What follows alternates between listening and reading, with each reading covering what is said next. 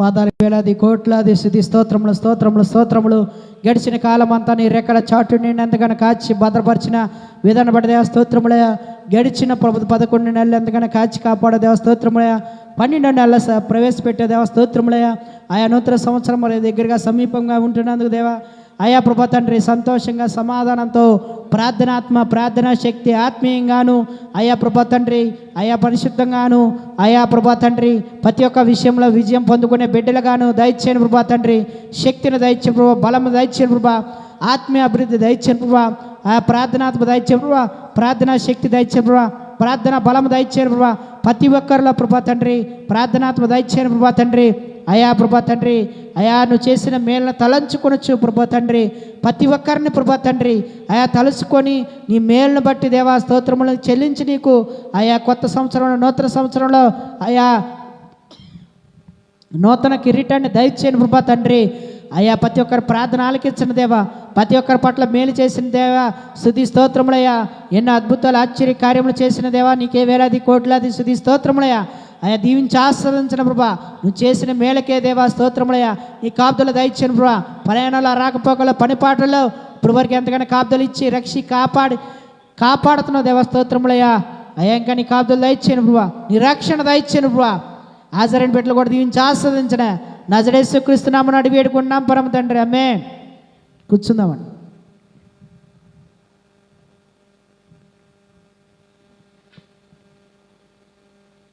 అందరూ బాగున్నారండి?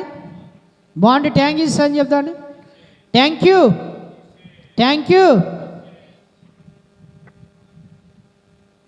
బాగున్నామమ్మా. లూకాసు వార్త 2వ అధ్యాయము 11వ వచనం చదువుదామండి.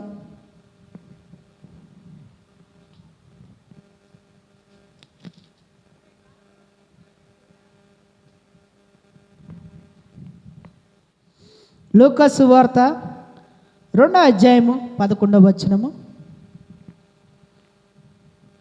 దావీదు పట్టణమందు నేడు రక్షకుడు మీ కొరకు పుట్టి ఉన్నాడు, ఆయన ప్రభు అయిన క్రీస్తు.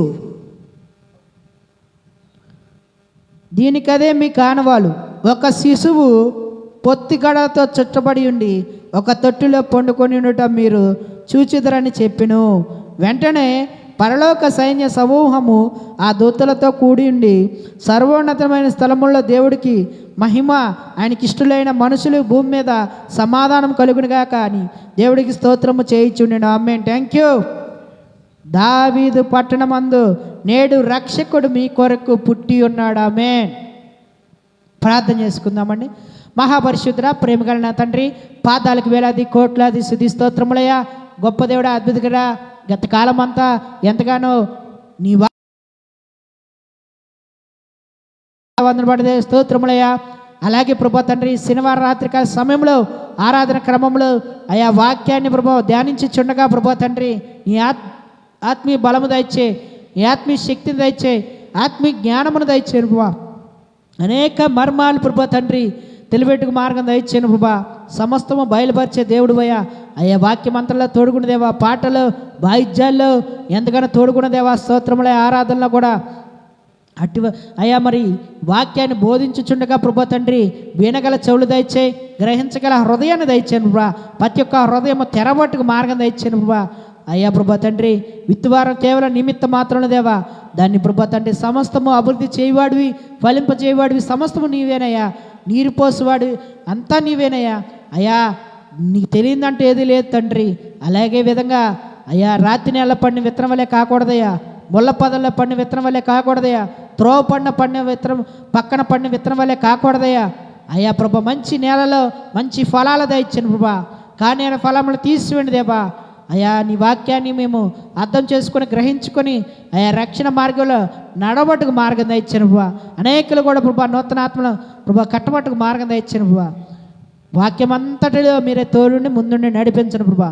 నజరేయుక్రీస్తు నామమున అడుగుతున్నాం తండ్రి, ఆమేన్. దావీదు పురమందు నేడు రక్షకుడు మీ కొరకు పుట్టి ఉన్నాడు. మరి యేసు ప్రభు వారి పేరేంటండి? యేసు ప్రభు వారి పేరేంటండి? నేనే చెప్పాను, మళ్ళీ ఇంకా ఆలోచిస్తున్నారు.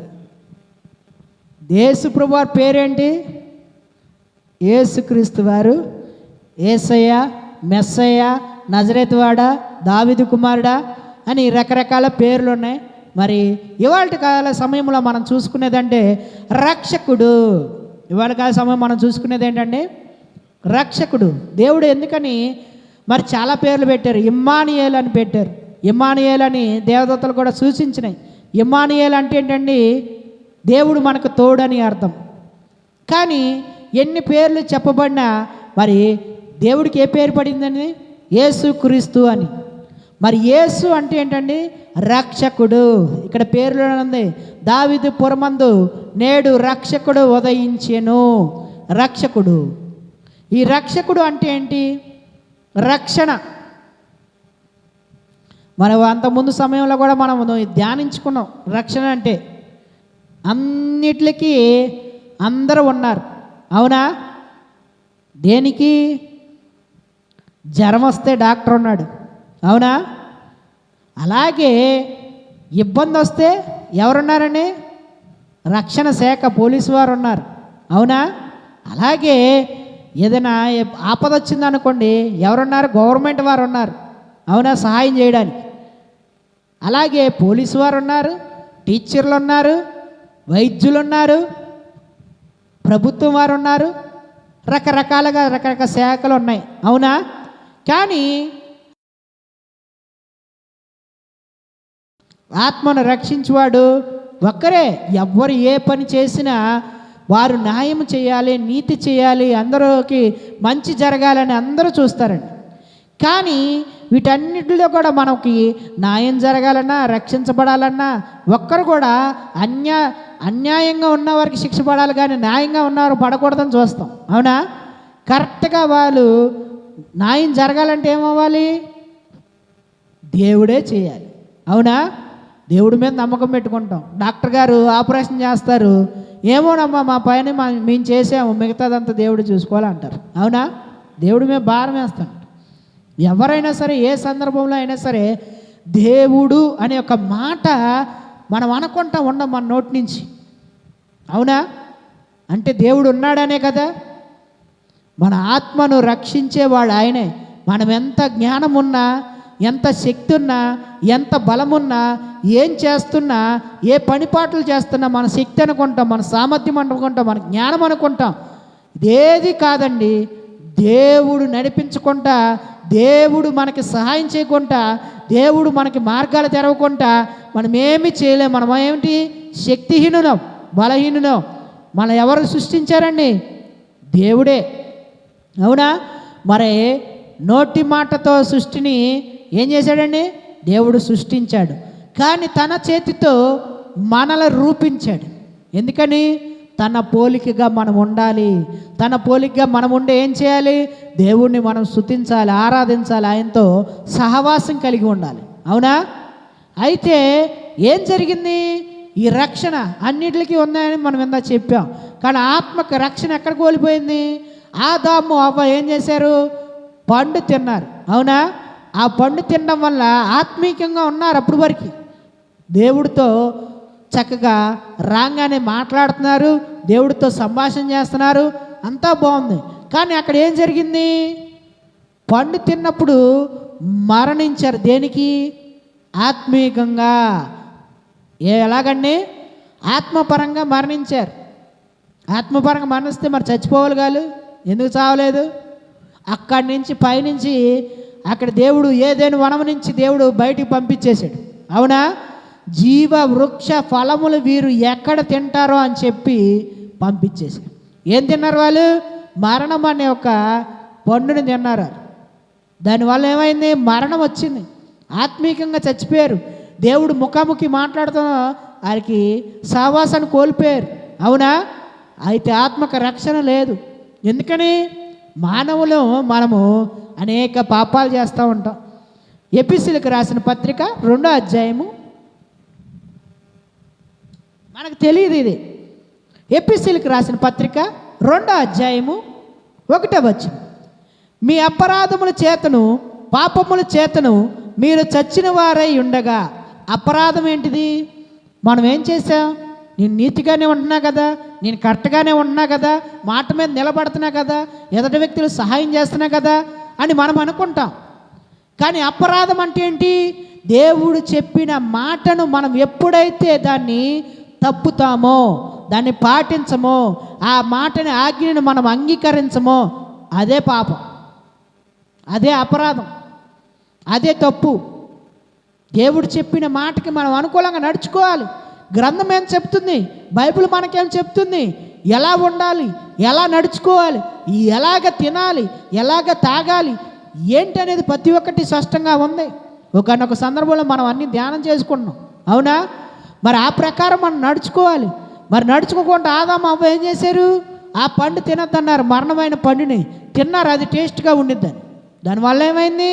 జీవాన్ని కోల్పోయారు, ఆత్మరక్షణ కోల్పోయారు, చచ్చిపోయిన వారు అయి ఉన్నారు, అపరాధం చేశారు, దేవుడి మాట వినలేదు. అయితే ఏమైంది? పాపముల చేత మీరు చచ్చిన వారై ఉండగా ఆయన మిమ్మల్ని క్రీస్తుతో కూడా బతికించెను. మీరు వాటిని చేయించు వాయుమండల సంబంధమైన అధిపతిని అనగా అబీధులైన వారిని ఇప్పుడు ప్రేరేపించుచు శక్తికి అధిపతిని అనుసరించుచు ఈ ప్రపంచ ధర్మము చొప్పున మునుపు నడుచుకుంటురి. వారితో కలిసి మనమందరము శరీరము యొక్క మనసు యొక్క కోరికలను నెరవేర్చుకొనుచు. అసలు పాపం అంటే ఏంటండి? శరీరము యొక్క మనసు యొక్క, మనసు ఏం చెప్తుందో అదే చేస్తాం, శరీరం ఏం చెప్తుందో అదే చేస్తాం, అదే పాపం. అసలు మనం అనుకుంటాం పాపం పాపం అంటారు, నేను పాపినే అనుకుంటారు, గుండెని బాదుకుంటారు అని అనుకుంటారు, నేనేం పాపం చేయలేదు అనుకున్నాను. పాపం అనేది ఏంటిది? మనసు యొక్క కోరిక, శరీరం యొక్క కోరిక. మనసు ఏం కోరుకుంటుంది? అన్నీ కోరుకుంటుంది. నా ప్రాణమా తినుము తాగుము సుఖించము అంటది మనసు, అవునా? శరీరం ఏమంటుంది? చక్కగా నిద్రపో, గురిపెట్టి ప్రార్థన చేయి మాకు, అది కూడా పాపమే, అపరాధమే, అవునా? అయితే ఈ చిన్న చిన్న చిన్న పాపాలు ఉంటాయి, పెద్ద పెద్ద పాపాలు ఉంటాయి, క్షమించరాని పాపాలు ఉంటాయి, రకరకాల పాపాలు ఉంటాయి. ఏదైనా పెద్ద పాము, అది చిన్న పావునైనా పెద్ద కర్రతో కొట్టాలంటారు. ఎందుకని? దానిలో విషం ఉంటుంది కనుక. ఏముంటుందండి? విషం ఉంటుంది. ఒక వ్యక్తి అంట ఒక అందమైన బంగ్లా కట్టాడంట, పెద్దది, తన కష్టాజీతంతో. కట్టినప్పుడు ఆ బంగ్లా కట్టేటప్పుడు కొన్ని అప్పులైనాయంట అతనికి. అయితే ఏం చేశారండి? ఉదాహరణ చెప్తున్న పాపం అంటే ఏంటి, ఎలాగుంటుందని. ఆ వ్యక్తికి అప్పులు ఎక్కువైపోవటం వలన ఈ గృహాన్ని అమ్మలేకపోతున్నాడు. అమ్మకుండా ఏదో ఒకటి చేద్దామని చూస్తున్నాడు, కానీ ఇంకెక్కువైపోయింది, భరించడానికి బాధ ఎక్కువైపోయింది అప్పుల వల్ల. అయితే ఈయన ఏం చేయాలి? అప్పు కట్టాలి. కట్టాలంటే తప్పదిక గృహాన్ని అమ్మటం. అయితే ఒక వ్యక్తి తగిలాడంటే ఈ వ్యక్తికి ఏమని, నాకేమొద్దు కానీ నీ అప్పు ఎంతండి? 50 లక్షలు, నీకు కావాల్సిన 50 లక్షలు నేను ఇస్తా, కాకపోతే నీ గృహంలో నాకు కావాల్సిన చోటన ఒక మేకు గోడ కొడతాను అన్నాడట. ఏంటిదండి? గృహంలో అందంగా కట్టుకున్న దానిలో ప్యాలెస్లో ఒక గోడ మీద చిన్న చోటు అడిగాడంట. దేనికి? మేకు కొట్టడానికి. ఆ మేకు దేనికంటండి? తనకు నచ్చింది అక్కడ పెట్టుకుంటాడు, అది మీకు అనవసరం అని చెప్పి ఒక అగ్రిమెంట్ చేసి, ఈడేంటి పిచ్చోళ్ళలాగా ఉన్నాడు, 50 లక్షలు ఇస్తున్నాడు, ఒక మేకే కొట్టుకుంటాను అన్నాడు, ఇల్లు మొత్తం మనదేగా అని అనుకున్నాడంట, ఇల్లు మొత్తం మనదేగా అని అనుకున్నాడంట. అయితే సరే ఏం చేద్దాం, ఇచ్చేద్దాం అని చెప్పి ఆ అగ్రిమెంట్ తీసుకొని ఒక వీలునామా రాసుకొని పెద్దల సమక్షంలో ఆ ఒక్క మేకు ఎప్పుడు కొడితే అప్పుడు అతను ఏం తగిలిస్తున్నాడని అడగకూడదు మీరు. అతను ఒక బ్యాగ్ తగిలించుకుంటాడు, అది ఎందుకు తగిలిచ్చాడు, ఎప్పుడు తీస్తాడు, ఎలా తీస్తాడని మీరు ఏం అడగద్దు అతన్ని, ఎందుకంటే 50 లక్షలు అప్పిస్తున్నాడు కనుక. అయితే సరే అన్నాడంట. సరే అని అగ్రిమెంట్ చేశాడు, అంతా అయిపోయింది, డబ్బులు ఇచ్చేసాడు. ఈయన అవ్వంగానే వచ్చి ఎక్కడ కావాలి బాబు అనగానే గోడ చూపించాడంట, సెంటర్గా కరెక్ట్గా ఆ గోడకు మేకు కొట్టాడంట. కొట్టంగానే అతను బ్యాగ్ తీసుకొచ్చి దానికి తగిలిచ్చాడంట. ఇదేంట్రా బాబు బ్యాగ్ ఏమన్నా తగిలిచ్చాడు, దీంట్లో ఏమున్నాయా, బాంబులు ఉన్నాయా, లేదంటే ఇంకేమైనా ఉన్నాయా అని ఈయన భయపడుతున్నాడంట. సరే ఏం చేద్దాం, అడగకూడదు, ఎప్పుడు వస్తాడు, ఎప్పుడు తీసుకెళ్తాడు, ఏం చేస్తాడు అని అడగకూడదు, రూల్స్ పెట్టేశాడు కదా. మరి ఎలాగా అనుకున్నాడు. అయితే ఒకరోజు ఉంది, రెండో రోజు ఉంది, మూడో రోజు నుంచి వాసన ఏంటిదండి, వాసన వచ్చేస్తుంది ఇంటి నిండా. ఏంటా అని చూస్తే దీనిలో ఓపెన్ చేస్తే ఎలుకలు చచ్చున్నాయంట. దాంట్లో ఏమున్నాయండి, ఎలుకలు చచ్చున్నాయంట. మొత్తం కంపు కొట్టేసి ఇల్లు మొత్తం భరించలేక ఆ ఇంట్లో ఉండలేక నాలుగో రోజు అందరూ వెళ్ళిపోయి ఎదుర ఆ కాంపౌండ్ వాళ్ళు ఒక టెంట్ వేసుకున్న టెంట్లో కూర్చున్నారు. ఏం చేయాలో అర్థం కాక ఆ వ్యక్తి దగ్గరికి వెళ్ళి అయ్యా తీసేయమంటే అడిగితే కుదరదు. అలాగే ఆ ఒక చిన్న మేకు గోడకి తగిలించిన ఎలుకలు, చచ్చిన ఎలుకలు వాసన పెద్ద బంగ్లాని ఏం చేసింది, కంపు కొట్టేడు వచ్చేసింది. తీరా ఏం జరిగింది, ఆ వాసన రావడం వల్ల ఇల్లు కొంటాకి ఎవర్రా ముందుకు రావట్లే, అమ్మేద్దాం అన్న. దానివల్ల ఏమైంది, ఈ తింటాకి ఇబ్బంది అయింది, ఇంట్లో ఉండడానికి ఇబ్బంది అయింది. అవునా, పాపం కూడా అలాంటిదే. ఒక చిన్న మేకే నీ పెద్ద బంగ్లా, నీ హృదయం అనే పెద్ద బంగ్లా కూడా పెద్దది. ఆ పాపము కూడా చిన్న మేకే. ఏమైతే చిన్నదానికి చోటు ఇద్దాం అనుకుంటే ఏమైతుంది, కంపు కొట్టేస్తుంది కుళ్ళిపోయి. అవునా, కొంపు కొట్టిందంటే దానిలో ఎవరు ఉండలేం. ఫస్ట్ మనం ఒక్కలమే తప్పు చేసేది. ఎవరు, గృహ యజమాని కానీ ఎవరైనా సరే, ఇంట్లో వారు కానీ. దానివల్ల ఎఫెక్ట్ ఎవరికి కొట్టింది, ఫ్యామిలీ మెంబర్స్ నలుగురు కూడా ఎఫెక్ట్ కొట్టింది. అవునా కాదా, పాపం అనేది పెరిగిపోయి కుళ్ళిపోతే అందరికీ ఏమైందండి, ఆ యజమాని చేసిన తప్పు గృహం అందరికి కూడా రోడ్డును పడాల్సి వచ్చింది. అవునా, అందుకనే నీ కొరకు నా కొరకు ఎవరు ఉదయించాడండి, రక్షకుడు నేడు దావీదు పట్టణమందు ఉదయించెను, జన్మించెను. చూసారా, అందుకే నువ్వు అలాంటి తెలిసి తెలియక తప్పులు, ఏది తప్పు ఏది ఒప్పు, ఎలాగ చేయొచ్చు, ఎలాగ నడవచ్చు, ఎలా నడవకూడదు, దేవుడు మార్గాన్ని మనము చేస్తున్నాం. మన క్రియలు మన తల్లిదండ్రులు చెప్పారు, దాన్ని బట్టి మనం నడుస్తున్నాం. నీతో మాట్లాడడానికి మన మధ్యలో ఎవరు వచ్చారండి, యేసు ప్రభువారు జన్మించిన దినాలండి. అందుకనే నవంబర్ 25 టు డిసెంబర్ 25 క్రిస్మస్ వేడుకలు చేస్తారు. ఎందుకని, వేడుక చేయడం అంటే పప్పలు వండటం కాదు, పండగ చేయడం కాదు, పిండి వంటలు చేయడం కాదు, హార్బాటం చేయడం కాదు, స్టార్ పెట్టడం కాదు, లైటింగ్ పెట్టడం కాదు. సువార్త దేవుడు ఎందుకు దిగి వచ్చాడని మనం ప్రకటించాలి. ఆ దేవుడు మన కొరకు ఎందుకు ఉదయించాడు, అవసరమేముంది. ఆత్మకు రక్షణ కావాలండి. చలేస్తుంది, బయటికి వెళ్ళాం మనం. దేనికి, బయటికి వెళ్ళినప్పుడు చలేసిద్దా లేదా, చలికాలం అయితే ఏం చేస్తాం, ఎమ్మటనే చలి కొట్టేసేస్తాం. ఎందుకని, అవసరం లేదు కదమ్మా, వేయాల్సిన అవసరం లేదు కదా. నేను వేసుకోను, నా బలవంతుని, నేను శక్తివంతుని అనుకుంటే సరిపోతుందిగా, అవ్వదు. ఎందుకనంటే చలి వేసిన వెంటనే మనము రెస్పాండ్ అవ్వకపోతే, దానికి చేయిపోతే ఏమైంది, రక్షణ అవ్వకపోతే బాడీ మొత్తం చలికి వణుకుపోయి జ్వరం రావచ్చు, జలుబు రావచ్చు, దగ్గు రావచ్చు. అవునా, తలకి క్యాప్స్ పెడతాం, చేతులకు గ్లౌజులు వేస్తాం, కాళ్ళకి షూ వేస్తాం. ఇదంతా ఎందుకు, రక్షించబడతాకి నీ దేహాన్ని. అలాగే నీ ఆత్మను గురించి ఆలోచించాలి మనం కూడా. దాన్ని రక్షించబడాలంటే ఏంటి, మనసు శరీరముతో చేసిన పాపాలన్నిటి కూడా క్షమించబడడానికి చచ్చిన వారై ఉన్నాం. కాబట్టి మన ఎడల చూపిన మహాప్రేమ చేత మనను క్రీస్తుతో కూడా బతికించును, కృపచేత మనల్ని రక్షించి ఉన్నాడు. మనం రక్షించబడి ఉన్నాం. ఆమేన్. Thank you. కృపచేత అండి. మనం దేని చేత రక్షించబడి ఉన్నాం, కృపచేత, విశ్వాసం చేత మనం రక్షించబడి ఉన్నాం. అందుకనే దేవుడు ఉదయించాడు మన కొరకు, దేవుడు జన్మించాడు. మనకు అర్థం కాదని తెలియ చెప్పడానికి, మనం అర్థం చేసుకోలేమని, మనం ఇంకా మూఢులుగానే ఉంటామని, అజ్ఞానులుగానే ఉంటామని. మరి ఇన్ని సువార్త సభలు జరుగుతున్నాయి ఎందుకని, తెలియని వారికి తెలియపరచడానికి. అపరాధముల చేత చచ్చి ఉన్నాం, పాపముల చేత చచ్చి ఉన్నాం, శరీరాశుల చేత చచ్చి ఉన్నాం.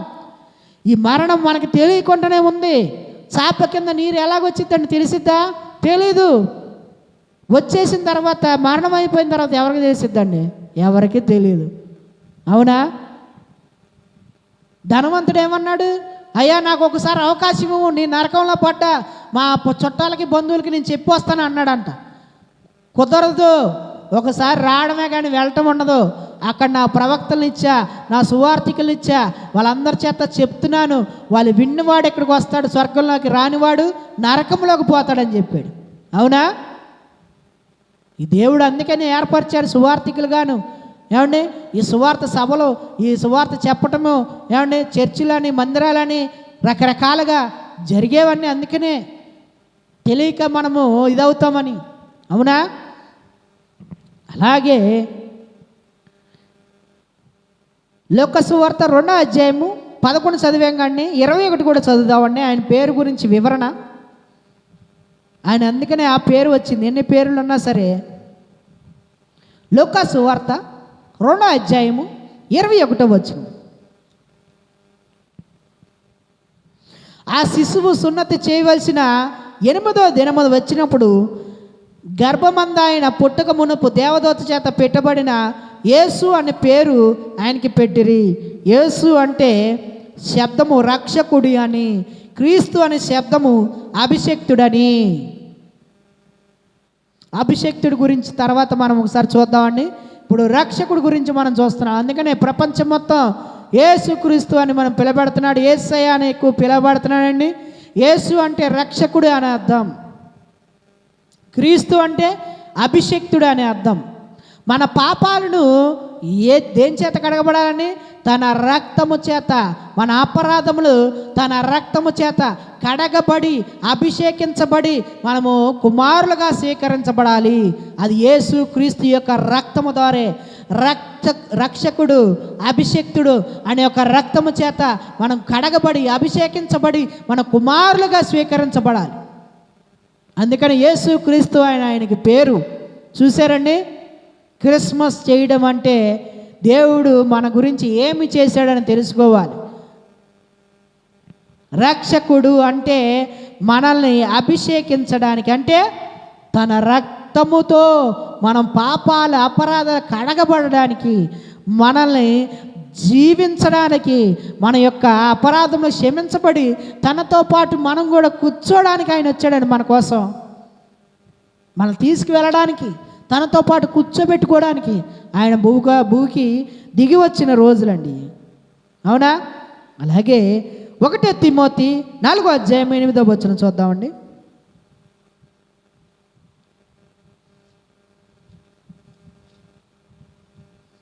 1 తిమోతి రాసిన పత్రిక 4వ అధ్యాయము 8వ వచనం. శరీర సంబంధమైన సాధకము కొంచెము మట్టుకై ప్రయోజనకరము, కానీ దైవభక్తి ఇప్పటికి జీవము విషయంలోని, రాబోవు జీవము విషయంలోని వాగ్దానముతో కూడినదై అది అన్ని విషయంలో ప్రయోజనకరము. ఈ వాక్యము నమ్మదగినయు పూర్ణాంగీకారము యోగ్యమై ఉన్నదనియు మనుషులందరికీ రక్షకుడు మరీ విశేషముగా విశ్వాసులకు రక్షకుడై జీవము గల దేవుడి యందు మనము నిరీక్షణ ఇచ్చున్నాము గనక ఇందు నిమిత్తము ప్రయాసతో పాటుపడుచున్నాము. ఆమేన్. దేనికంటండి? విశ్వాసులకు రక్షకుడై జీవము గల దేవుడి యందు మనము నిరీక్షణ ఉంచి ఉన్నాము. ఆమేన్. Thank you. మనం ఎవరిని నమ్ముతున్నామండి? ఎవరిని విశ్వసిస్తున్నామండి? జీవము గల దేవుడు, నిరీక్షణకు అధిపతి దేవుడు. మనం ఎన్ని చూడాల? అవునా? స్వర్గాన్ని చూసామా? నరకాన్ని చూసామా? ఏది చూడాల? మనకు తెలియదు. కానీ బైబిల్లో రాయబడి ఉంది, గ్రంథములో రాయబడి ఉంది, లిఖించబడి ఉంది. చనిపోయిన తర్వాత కూడా ఒక జీవనం ఉంది అని బైబిల్ ద్వారా తెలియపరచబడుతుంది. అవునా? చనిపోయిన తర్వాత కూడా ఒక జీవితం ఉంది, ఒక జీవనం ఉంది. అది శాశ్వత జీవనం అంటున్నారు. కానీ మనకు తెలీదు. కింద వారము మన భూమి వారం కనుక భూమి మీద జరిగే సంగతులే మనకు తెలుసు, పుట్టడము చావడం. కానీ చనిపోయిన తర్వాత కూడా ఒక జీవితం ఉంది. ఆ జీవితంలోకి మనం వెళ్ళాలంటే ఇక్కడ చేసిన పాప పుణ్య కర్మలు ఏమండండి, శరీరముతో మనసుతో చేసిన ఈ పాప పుణ్య కర్మములు దేవుడు క్షమించబడాలి, తన రక్తంతో మనం కడగబడాలి. మన అపరాధములన్నీ కడగబడిన తర్వాత దేవుడు మనకి తనతో పాటు కూర్చునే అధికారం ఇస్తాడు, తన లోకములో అధికారం ఇస్తాడు. దేవుడు ఆ లోకములో ప్రవేశించడానికి మనకి అధికారం ఇస్తాడు. అవునా?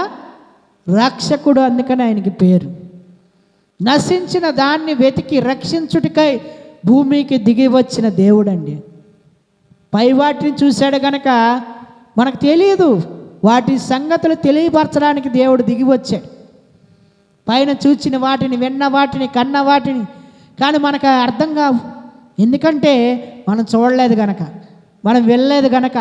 అందుకే వాటన్నిటిని కూడా యేసుక్రీస్తు అంటే మర్మాన్ని తెలియజేయడానికే దేవుడు వచ్చాడు. పాత నిబంధన గ్రంథంలో అంతా ముద్రించబడి ఉంది. ముద్రించబడ్డం ఏంటండి? ఒక బంగారు ధననిధి పెట్టి, డబ్బు, బంగారం, వజ్రాలు అన్నీ, వైడూర్యాలు అన్నీ ఇచ్చాడు దేవుడు. కానీ ఒక పెట్టితో ఒక చిన్న తాళంతో బంధించాడు. ఒక పెట్టిలో ఒక చిన్న తాళంతో బంధించాడు. అవునా? ఆ తాళమే యేసుక్రీస్తు. ఆ యేసుక్రీస్తు ద్వారా రక్తము చిందించబడాలి, తెరవబడాలి మార్గం. అది అప్పుడే ఓపెన్ అయ్యిద్ది. లేదా ఓపెన్ అయిద్దా మార్గం? అవదు. యేసుక్రీస్తు అనే ఒక మార్గము, రక్షకుడు. ఆ తాళము చెవ్వే చాలా మనం భద్రంగా ఉంచుకోవాలి. అప్పుడు మర్మాలు తెలుస్తాయి. దాంట్లో బంగారం ఉందా, వజ్రాలు ఉన్నాయా, ఏమున్నాయి, విలువైన వస్తువులని తెలియపరుస్తాయి. ఆ తాళం ఓపెన్ అవ్వాలి. ఆ యేసుక్రీస్తు రావాలి. ఆయన జన్మించడం ద్వారానే మర్మాలు తెలియపరచబడతాయి. అవునా? మరి ఒక వ్యక్తి ఉన్నాడు, ధనవంతుడు, వచ్చి అడుగుతున్నాడు రాత్రిపూట, అయ్యా మరి నిత్య జీవాన్ని పొందుకోవాలంటే ఏం చేయాలని అడిగాడు. అడిగితే ఏమన్నాడు? ఎలా మరణించిన తర్వాత అంటే, గాలి ఎటు నుంచి వచ్చిద్దా, ఎటుపోయిద్దో తెలుసా? తూర్పు నుంచి వచ్చిద్దా, పడమర నుంచి వచ్చిద్దా? అలాగే ఆత్మ చనిపోయిన తర్వాత కూడా ఎక్కడ పోయిద్దని తెలిసిద్ది? కనపడిద్దా? కనపడదు కనుక మనం నమ్మం. కానీ ఈ వచనాలు తెలియపరుస్తున్నాయి, అది చనిపోయిన తర్వాత ఎక్కడికోటి వెళ్ళిద్ది. అలాగే గాలి కూడా ఎటు నుంచి వచ్చిద్దని మనం చెప్పలేం, కానీ వచ్చిద్ది, వెళ్ళిద్ది. అది స్పర్శ మనకు తెలిసిద్ది. అలాగే ఆత్మ కూడా వచ్చిద్ది, బతికున్నన్నాళ్ళు భూమి మీద తిరిగిద్ది. చనిపోయిన తర్వాత ఎక్కడికి వెళ్ళిద్ది అనేది, అది కూడా గాలి కూడా ఉందన్నది ఎంత నమ్మకమో, ఆత్మ కూడా ఉందని కూడా అంతే నమ్మకము. చనిపోయిన తర్వాత కూడా జీవం ఉందని కూడా అదే నమ్మకము. అవునండి? అందుకని ఏమన్నాడు దేవుడు? రక్షకుడు మీ కొరకు ఉదయించెను. ఆమేన్. చూసారండి? తీతు రాసిన పత్రిక 2వ అధ్యాయము 11.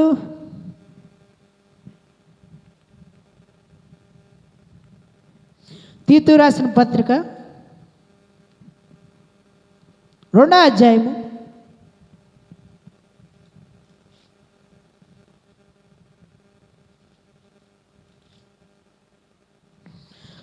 11వ వచనం. ఏలనగా సమస్తము మనుషులకు రక్షణకరమైన దేవుని కృప ప్రత్యక్షమై మనము భక్తిహీనతను, ఇహలోక సంబంధమైన దురాశలను విసర్జించి శుభప్రదమైన నిరీక్షణ నిమిత్తము, అనగా మహాదేవుడి మన రక్షకుడైన యేసుక్రీస్తు మహిమ యొక్క ప్రత్యక్షత కొరకు ఎదురు చూచుచు ఈ లోకములో సబుద్ధితోను, నీతితోను, భక్తితోను బ్రతుకుచుండవలను మనకు బోధించుచున్నది. ఆమేన్. Thank you. మనం అనుకుంటాం మంచి చేసామో, చెడు చేసామో, ఈ లోకంలో ఏదైతే ఏదైంది, ఎదటివాడు చేసాడో మనం చేసేద్దామని మనం అనుకుంటాం. కానీ దేవుడు దానికి ఒక నిబంధన, కండిషన్, ఆజ్ఞ పెట్టాడు. అవునా? అది మనము పాటించాలి.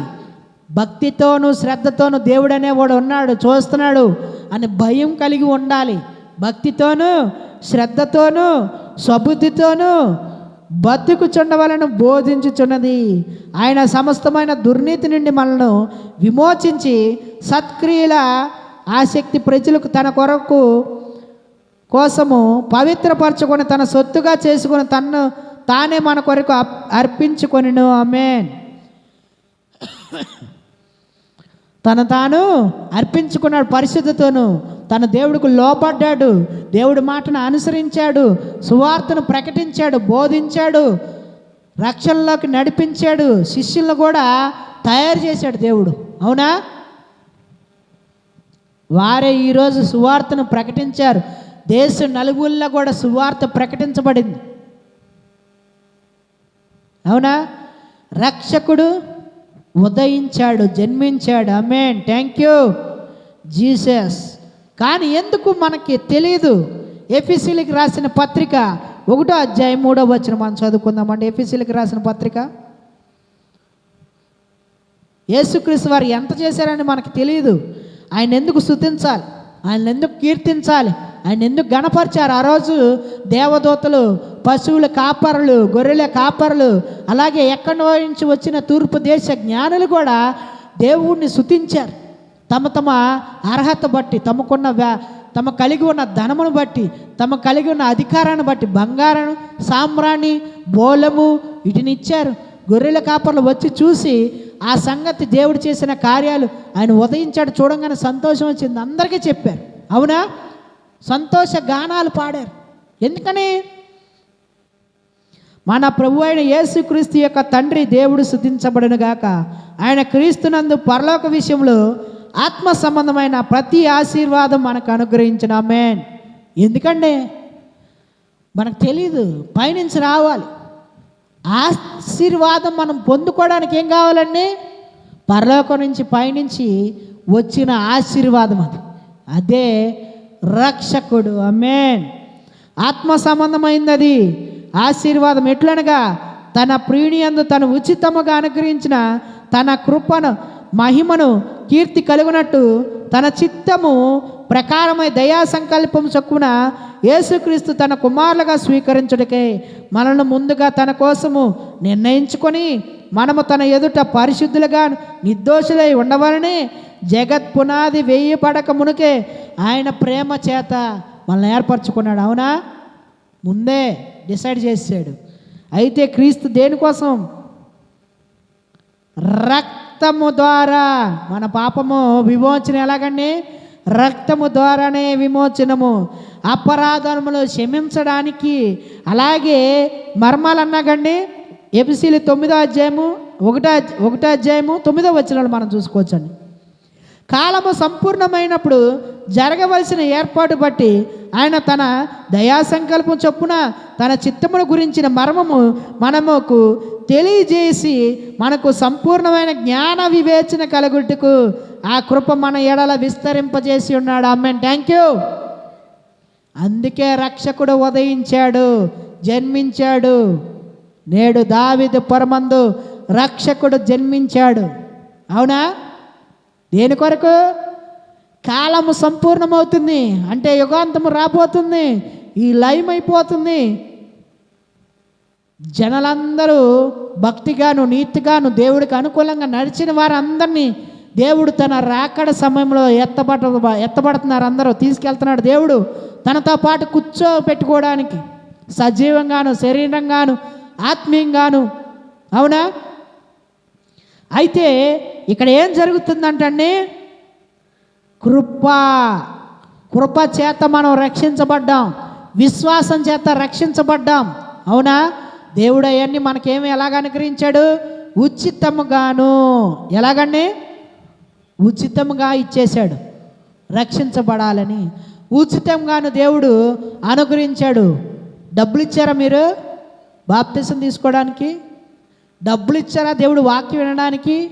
డబ్బులు ఇచ్చారా మీరు ఇక్కడ కూర్చోడానికి? లేదు. మీకు ఇష్టమైతేనే, మీకు కలిగి ఉన్న దాంట్లోనే మీరు ఇస్తున్నారు. అవునా? ఇవ్వమని అడిగామా? లేదు. కలిగిన దానిలోనే మీరు ఇస్తున్నారు కృతజ్ఞతా భావంతో. దేవుడు ఉచితంగా అనుగ్రహించాడు తన కుమారుని, మనం రక్షించబడాలి. ఉచితంగా ఇచ్చాడు యేసుక్రీస్తు రక్తము, మనం రక్షించబడాలి, అపరాధమును క్షమించబడాలి. మనం చేసేది శరీరముతో, మనసుతో. ఆ పాపాలు కడగబడాలంటే ఎలా కడగబడతాయి? నీ మనసుతోనే నువ్వు దేవుడి ముందు ఒప్పుకోవాలి. నువ్వు చేసేది శరీరంతోనే, మనసుతోనే. అవునా? ఉద్దేశపూర్వకంగానే. దాన్ని కడగబడాలంటే ఆత్మగాను, పరిశుద్ధముగాను, రక్తము చేత కడగబడిన వాడు పరిశుద్ధ రక్తము ఉండాలి. అవునా? మనం అనుకుంటాం ఏముందలే అని. కానీ ఆ అపరాధంగానే నిలిచి ఉన్నది. ధనవంతుడు తన క్రియలన్నీ బాగా చేశాడు. ఎదటి వారికి ఏమండి దేవుడు చక్కగా ఉదయము భక్తి చేస్తున్నాడు, రాగానే సాయంత్రము భక్తి చేస్తున్నాడు. కానీ వెళ్ళి ఏం చేస్తున్నాడు? విందులు విలాసాలతో మందు తాగటము, చిందులు వేయడము, ఏమండి తర్వాత తన వారితో సరదాగా ఉంటున్నాడు. ఎందుకని? ఉదయం భక్తి చేస్తున్నాగా, సాయంత్రం భక్తి చేస్తున్నాగా. యాజకుడు మళ్ళీ అక్కడ దేవుడిని సేవకుడిని చేస్తున్నా, నాకు పరలోకం ఇవ్వకపోతే ఎవరికి ఇస్తాడని అనుకున్నాడు. తగ్గింపు ఉందా? లేదు. పక్కనే ఏమండి పేదవాడు ఉన్నాడు. ఆ పేదవాడు ఏం చేశాడు? నేను పాపినయ్యా అని గుండె బాదుకొని రోధించి కన్నీరు కార్చాడు. తను తగ్గించుకున్నాడు. నా అర్హత లేదు, ఈ లోకం మీద తిరుగుతున్నా, నాకు ఇంత ముద్ద దొరకట్లేదు, పరలోకమైనా దొరికిద్దని బాధపడ్డాడు. దేవుడు అతనికి ఇచ్చాడు, ఇతనికి ఇవ్వలా. ఇక్కడ సుఖపడితే మనం అక్కడ నరకం పడతాం, అక్కడ నరకం పడితే సుఖపడతాం. అవునా? అందుకనే ఈ మర్మాలన్నీ తెలియజేయడానికి ఏంటంటే చెప్పాక ఎఫెసీయులకు రాసిన పత్రిక 1:9 దయా సంకల్పము చొప్పున తన చిత్తము గురించిన మర్మం తెలియజేస్తున్నాడు దేవుడు. అవునా? అప్పుడు వరకు దేవుడు రాస్తే రాకడంటే తెలియదు, కొన్ని వచనాలు తెలియవు, పరలోకం ఎలాగుంటుందో తెలియదు. మరి ఎదుట మనం రాసిన గ్రంథంలో మనం చూసుకోవచ్చు. పాత నిబంధనలో పరలోకం గురించి వివరణ ఉందా? లేదు. ప్రకటన గ్రంథంలో స్పష్టంగా ఉంది. పరలోకం ఎలాగుంటుంది, చక్కగా ఎలాగుంటుంది, పెద్దలు ఎలాగుంటారు, దేవుడు ఎలాగుంటాడు, ఎవరు ఎలా చేశారు, సేవకుల్ని ఎలాగా, పాపం చేసిన వారు ఎలాగా, భక్తి చేసిన వారు ఎలాగా అని వివరంగా రాయబడి ఉంది. అవునా? ఈ తాళం చెవి యేసుక్రీస్తు వచ్చిన తర్వాతే తెరవబడింది. అందుకనే రక్షకుడు మన కొరకు జన్మించాడు. మనందరి కొరకు మనం రక్షించబడాలి. ఇవన్నీ తెలుసుకొని మార్గంలో నడుచుకోవాలి. భక్తితోనూ శ్రద్ధతోనూ భయంతోనూ పూర్ణ మనసుతోనూ మనం దేవుడిని అంగీకరించి నడుచుకోవాలని దేవుడు మనకి తెలియచేస్తున్న వచనాలండి. అవునా? ఆమేన్. Thank you. మరి లాస్ట్గా మనం ఒక వచనం చూసుకుందామండి. 2 పేతురు రాసిన పత్రిక 3:18.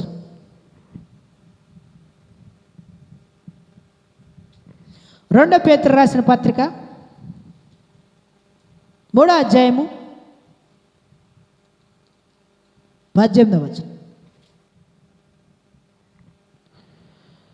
మన ప్రభువును రక్షకుడైన యేసుక్రీస్తు అనుగ్రహించు కృపయందును జ్ఞానమందును అభివృద్ధి పొందుడి. ఆయనకు ఇప్పుడును యుగాంత దినము వరకును మహిమ కలుగును గాక. ఆమేన్. Thank you. ఆ జ్ఞానాన్ని మనకు దేవుడు ఇచ్చాడు ఈ వాక్యం ద్వారా. ఇవ్వాలి ఆయన ఎందుకు మన ఆత్మకు రక్షణ కావాలని. అవునా? అసలు పాపం ఎందుకు వచ్చిందని, పాపం ఎలాగ పుట్టిందని, మనం ఏ స్థితిలో ఉన్నామని. అవునా? ఆదాము నుంచి వచ్చిన పాపము, చచ్చిన వారమై ఉన్నాం, శారీరకంగా ఉన్నామే కానీ చచ్చిన వారం ఉన్న ఆత్మీయంగా దేవుడికి దగ్గరగా సమీపంగా లేవు మనం. దేవుడు ముఖాముఖి మాట్లాడతాడా? లేదు. ఆ ముఖాముఖి మాట్లాడే పరిస్థితి క్రీస్తు ద్వారం వేశాడు తన రక్తము ద్వారా. వేయి పట్టి మనం ఏమవుతున్నాం? దేవుడితో మాట్లాడగలుగుతున్నాం. అవునా? మరి ఇప్పుడు ఏదైనా సమస్య వచ్చినా, ఏదైనా దేవుడి ముందు మనం ప్రార్థన చేస్తే దేవుడు తీర్చట్లేదా? దేవుడు మన మార్గాన్ని చూపించట్లేదా? అంటే అనుబంధం కలిగి ఉన్నామా లేదా? ఉన్నాము కనుక దేవుడు మార్గాన్ని తెరుస్తున్నాడు, ఉన్నాము కనుక సహాయం చేస్తున్నాడు, ఉన్నాము కనుక మనకి దేవుడు రక్షిస్తున్నాడు. ఆమేన్. Thank you. అందుకనే ఆయన రక్షకుడు అయినాడు, యేసుక్రీస్తు అయినాడు. ఆమేన్. Thank you. ప్రార్థన చేద్దామండి. మహాపరిశుద్ధ ప్రేమ గల నా తండ్రి, కృపగలిగిన తండ్రి, పాదాలకు వేలాది కోట్లాది స్తుతి స్తోత్రములయ్యా. అయా ప్రభా తండ్రి, ఇప్పుడు వరకు తెలియక చేసిన తప్పులు పొరపాట్లు కూడా క్షమించిన ప్రభా. అయా మా కొరకు మీరు జన్మించిన విధానానికి దేవ స్తోత్రములయ్యా. ఏ అర్హత లేదయ్యా, ఏ యోగ్యత లేదయ్యా. అయా మమ్మల్ని, మా కుటుంబాన్ని ప్రభా ఎంతగానో రక్షించవు దేవా. ఇప్పుడు వరకు గడిచిన కాలం ఎంతగానో కాల్చి కాపాడో దేవా. ప్రయాణాల్లో, పనిపాటల్లో, ప్రతి ఒక్క విషయంలో, ఉద్యోగాల్లో, వ్యాపారాల్లో, అయ్యా సేవ విషయంలోని, అయ్యా ప్రతి ఒక్క విషయంలో ఎంతగానో తోడుకున్న దేవా స్తోత్రములయ్యా. ఎంతగానో కాచి భద్రపరుస్తున్నావు దేవా, ఎంతగానో రక్షిస్తున్నావు దేవా, ఎంతగానో ఆదుకుంటున్నావు దేవా.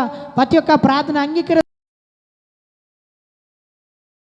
అయ్యంకా నీ కాపుదలు దయచేను బ్రువా, నీ రక్షణ దయచేను బ్రువా. అయా రక్షకుడు నేడు దావీదు పురమున జన్మించాడు అన్నావు దేవా. అయ్యా మా కొరకేనయ్యా, మా జీవితాల కొరకయ్యా అపరాధముల చేత చచ్చి ఉన్నాం దేవా. అయ్యా నీ రక్తము చేత మమ్మల్ని కడగబడి ఎంతగానో కాచి కాపాడుతున్నావు దేవా, రక్షిస్తున్నావు దేవా. కేవలం నీ కృపేనయ్యా, కేవలం నీ ఆదరణనయ్యా, నీ దయా సంకలమైనయా, నీ మహిమైనయ్యా. అయా బిడ్డలందరూ కూడా దీవించి ఆస్వాదించా. ఆయా వాక్యం విత్తబడిన వాక్యాన్ని దీవించి ఆస్వాదించనా. మనసులో లోతుగా పాతుపట్టుగా మార్గం దయచే. హృదయం అనే పలకల మీద రాసుకొని ప్రభా తండ్రి. అయ్యా మా అపరాధములు మా చచ్చిన వారై ఉండగా మా మనసుతో మా శరీరంతో చేసిన పొరపాట్లు తప్పులు నీ ముందు ఒప్పుకొని తగ్గించే హృదయం మాకు దయచేను ప్రభా. నజరేసుక్రీస్తు నామమున వేడుకుంటున్నాం తండ్రి, అమ్మే. మా ఆత్మలో కూడా సజీవంగాను శరీరంతోనూ నీ రహస్య రాకల్లో ఎత్తబట్టుకు మార్గం దయచేయి. ఆమేన్. పరలోకమున్న ప్రభు తండ్రి నామం పరిశుద్ధగాక, నీ రాజ్యంలోకి వచ్చుగాక, నీ చిత్త పరలోక నెరవేందు భూమి ఎందు కూడా నెరవేందుగాక. మా నిదానం మాకు దయచేయను ప్రభా. మా రుణసులు మేము క్షమించిన ప్రకారం మా రుణం కూడా క్షమించదేవా. దుష్ట యొక్క సోదరులు పడిపోకుండా తప్పించదేవా. రాజ్యము, శక్తి, మహిమ, ప్రభావం, ఘనత సమస్తము నీకే చెల్లును గాక. నజరేసుక్రీస్తు నామమున వేడుకున్నాం పరమ తండ్రి, ఆమేన్. తండ్రి, కుమార, పరిశుద్ధాత్మ యొక్క సన్నిధి, అన్యోన్య సావాసం మనకును మన ఇరుగు పొరుగు వారికి, మన బంధుమిత్రులు, మన స్నేహితులకు, కేంద్ర స్థాన నాయకులకి సదాకాలం తోడే ఉండునుగాక. ఆమేన్. బలేస్ మహారాజుకి, దావీదు కుమార్కి, ప్రభులకి, యేసు మహారాజుకి, దావీదు కుమార్కి, క్రీస్తు సాహసంగా మీ అందరికీ వందనాలండి.